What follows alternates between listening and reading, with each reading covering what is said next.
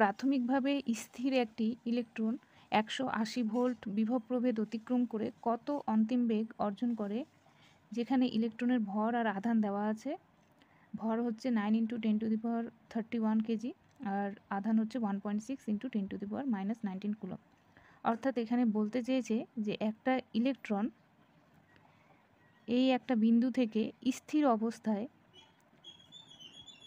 যদি গতিশীল হয়ে অন্য বিন্দুতে পৌঁছায় কত বিভব প্রভেদ অতিক্রম করে, 180 ভোল্ট।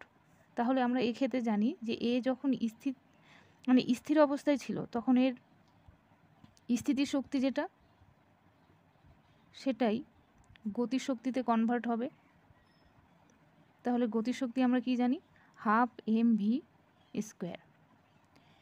এখন এই বিভব প্রভেদের মধ্য দিয়ে এই ইলেকট্রনটা স্থির অবস্থা থেকে গতিশীল হয়ে যে গতিশক্তি যে গতিবেগ অর্জন করলো সেটা তার কার্য যে আছে সেটার সমান হবে।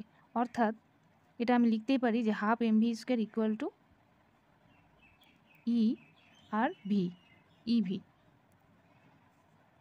এখান থেকে এই ভিটা হচ্ছে অন্তিম বেগ, এই দুইকে ওদিকে নিয়ে চলে গেলে 2ev/m। এবার ভি ইকুয়াল টু √2ev/m। এখানে মানগুলো বসিয়ে দিলেই অন্তিম বেগের মানটা পেয়ে যাব। ইলেকট্রন হচ্ছে কত, 1.6 × 10⁻−19 ইন্টু ভি কত, ভি এখানে হচ্ছে বিভব প্রভেদ 180 ভোল্ট বাই ভর হচ্ছে 9 × 10⁻−31 কেজি। তো এখানে রুটটা যদি উঠিয়ে দিই, 4 4 কত হয় 16, তাহলে একটা 4 বেরিয়ে গেল।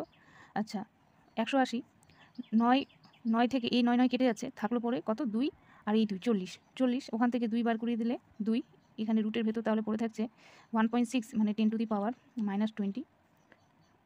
বাই 10⁻31 আর এখানে বেরোলো 10।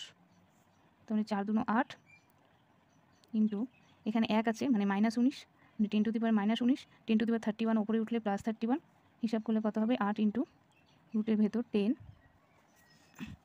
এখান থেকে 9 10 11 2 1 2 12 8 × 10⁻6। এটাই আমার হচ্ছে বেগ, কার, ইলেকট্রনের অন্তিম বেগ, 10⁻6 মিটার/সেকেন্ড।